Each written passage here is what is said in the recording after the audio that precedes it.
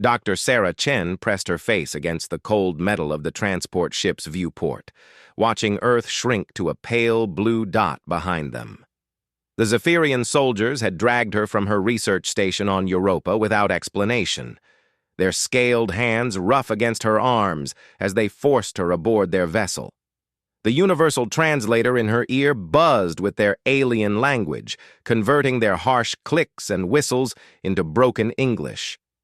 "Human female will be valuable specimen," one of the guards had said, his reptilian features twisted in what she assumed was amusement. "Empire scientists eager to study primitive Earth biology." Sarah bit back her response. Primitive.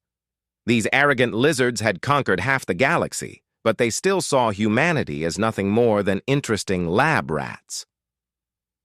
She pulled her knees to her chest on the hard bench, trying to ignore the alien smells and sounds around her. The ship's artificial gravity felt wrong somehow, making her stomach churn with each subtle movement. Commander Vextar entered the holding area, his ceremonial armor gleaming under the harsh lights.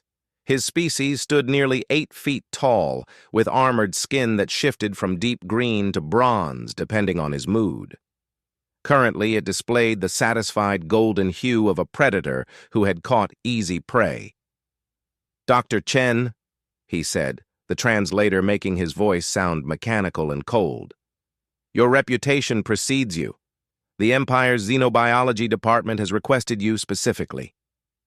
"I won't help you," Sarah said, meeting his alien gaze without flinching. "Whatever you want from me, whatever experiments you're planning, forget it." Vexitar's throat sac inflated slightly, a sign of amusement among his kind. "You misunderstand, human. Your cooperation is not required. Your physiology is what interests us. How human neural pathways adapt to extended space travel, how your primitive immune system responds to alien pathogens, how long your species can survive in various atmospheric conditions." The words hit Sarah like ice water. They weren't planning to use her knowledge. They wanted to use her as a test subject. She thought of Marcus, her husband of 3 years, probably just returning from his latest deployment. He would come home to their small apartment near the base, expecting to find her usual message about her research progress. Instead, he would find only silence. "My husband will look for me," she said, hating how small her voice sounded. "Your mate is a soldier, yes? We have studied your military records. Impressive for a primitive species, but ultimately irrelevant. He serves on a planet we have already claimed as ours." Vextar's skin shifted to a deeper gold. "Even if he could somehow locate you across the vastness of space, what could one human warrior do against the might of the Zephyrian Empire?" Sarah closed her eyes, remembering Marcus's calloused hands as he held her the night before she left for Europa. He had seemed distant, troubled by something he couldn't or wouldn't share. She knew better than to push when he got like that. The missions he went on were classified, dangerous, and took him to places she couldn't imagine. "Tell me, Dr. Chen," Vextar continued, settling his massive frame onto a bench across from her. "What do you know of the recent incidents affecting our outer territories?" She opened her eyes. "What incidents?" "Stations going silent, entire garrisons found dead without any sign of struggle, always a single point of entry, always one shot, always at impossible ranges." His skin began shifting toward a darker, more agitated color. "At first we blamed rebel factions, local insurgents with stolen weapons. But the pattern is too precise, too surgical." Sarah felt something cold settle in her stomach. Marcus's specialty. The thing that made him legendary among his unit and gave him nightmares he would never discuss with her. She kept her expression carefully neutral. "I'm a biologist, not a military strategist," she said. "I wouldn't know anything about that." Vexitar leaned forward, his massive head tilting as he studied her face. "Perhaps not." But you will have ample time to consider such matters during your journey to our research facility on Zephyr Prime. The voyage takes 37 Earth days, more than enough time for our scientists to begin their preliminary studies. As he stood to leave, Sarah called out, "What happens to me after the experiments?" The commander paused at the doorway, his skin now a deep, satisfied bronze. "That depends entirely on how long your primitive physiology can endure our methods of inquiry." The door sealed with a hiss, leaving Sarah alone with the alien sounds of the ship and her own racing thoughts. Somewhere in the vast darkness of space, Marcus would be coming home to an empty apartment. But she knew her husband better than these aliens could imagine. They had made one critical error in their assessment of humanity. They had never faced an American sniper with nothing left to lose. Staff Sergeant Marcus Chen stood in the wreckage of what had been Zephyrian Forward Operating Base Tau 7, his rifle still warm in his hands. Alien blood pooled around massive corpses, each one dropped with a single shot through what passed for their skull. The base's communication array sparked and fizzled, thoroughly destroyed. 37 confirmed kills, Lieutenant Rodriguez reported, stepping carefully through the carnage. "Jesus, Marcus, how do you even see at these ranges?" Marcus didn't answer. He was already moving toward the base's intelligence hub, his mind focused on a single goal. Somewhere in this facility's databases would be information about human prisoners, about research facilities, about his wife. It had been 6 weeks since he'd returned from his last mission to find Sarah's apartment empty, her research station on Europa abandoned. The official channels had given him nothing but bureaucratic runarounds. The Zephyrian Empire claimed no knowledge of any human prisoners. But Marcus knew better. He had spent the last month tracking their supply lines, their communication networks, their patrol routes. The aliens had made their first mistake when they assumed one human soldier couldn't make a difference. Their second mistake was taking the only thing Marcus had ever cared about more than his duty.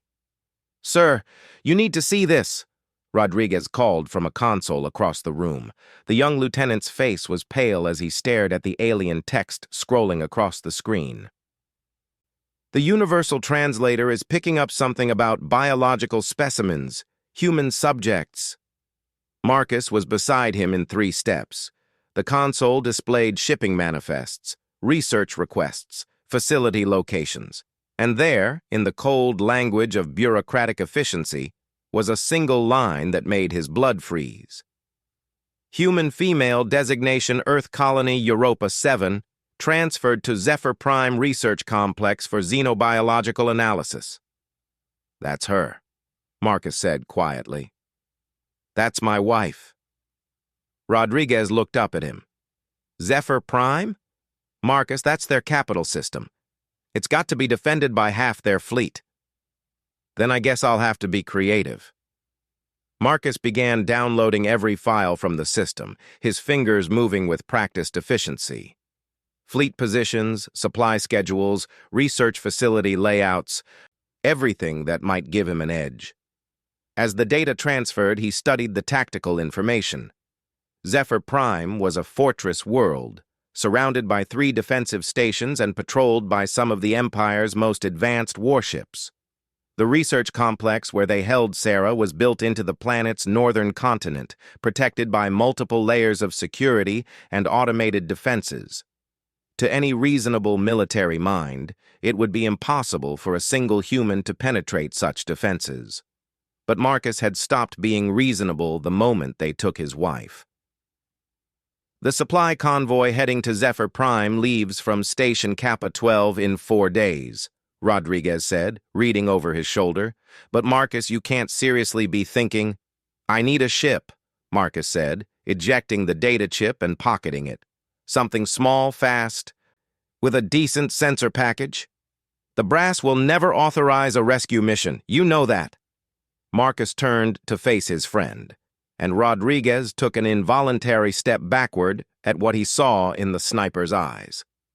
"I'm not asking for authorization." That night, Marcus sat alone in his quarters, cleaning his rifle with the methodical precision that had kept him alive through 100 missions. The M25 long-range system was a work of art, capable of placing a round accurately at distances that seemed impossible even to other snipers. He had customized every component, adjusted every setting, until the weapon was as much a part of him as his own heartbeat. But even the best rifle in human space wouldn't be enough for what he was planning. He would need more than marksmanship. He would need to become something the Zephyrians had never encountered before. The next morning, Rodriguez found him in the armory, loading specialized ammunition into custom magazines. "I got you a ship," he said quietly. "The Phantom's Edge. She's officially listed as destroyed in yesterday's raid, but she's actually in Bay 7, fully fueled and ready." Marcus looked up from his work. "Why?" "Because Sarah pulled my sister out of that burning lab on Kepler Station last year, because you've saved my ass more times than I can count, and because sometimes the brass doesn't know what needs doing." Rodriguez handed him a data pad. "Everything you'll need for the infiltration, guard rotations, facility blueprints, even the atmospheric composition of the research levels. If this goes wrong, it won't." Rodriguez gripped his shoulder. "You're going to get her back, Marcus, and you're going to show these scaly bastards what happens when they mess with humanity." As Marcus made his final preparations, he thought about the message he had recorded for Sarah, just in case. He had told her about the sunset they would watch together when this was over, about the house they would build far from any war zones, about growing old together in peace. But he hadn't told her what he was really thinking. He was thinking about the look in her eyes when she talked about her research, about her dreams of helping humanity explore the stars safely. He was thinking about how she always fell asleep with her head on his chest after his nightmares. He was thinking about the way she never asked about the missions that took pieces of his soul, but was always there to help him find his way back. The Zephyrians had taken her because they saw humans as primitive specimens to be studied and dissected. They would learn before this was over exactly how primitive human vengeance could be. Marcus sealed his gear bag and headed for Bay 7. Behind him, the armory's inventory listed dozens of missing items: explosives, electronic warfare equipment, enough ammunition to level a small city. Officially, it would all be written off as battle damage from the base raid. The Phantom's Edge hummed to life as he settled into the pilot's seat. In 3 days, he would reach the supply convoy. In 6 days, he would be on Zephyr Prime. And then the Zephyrian Empire would discover what one human could accomplish when everything he loved was at stake. The research complex on Zephyr Prime erupted in chaos as explosions rippled through its lower levels. Emergency lights bathed the corridors in pulsing red as Commander Vextar rushed toward the security center, his skin shifted to the dark purple of extreme agitation. "Report!" he barked at the technician monitoring the security feeds. "Unknown infiltrator, sir. Started in the waste processing facility and worked his way up. 17 guards down, all precision kills. The intruder is moving toward research level 7. The technician's voice cracked with fear. "Sir, the shots. They're coming from impossible distances. Through walls, around corners. It's like he can see through solid matter."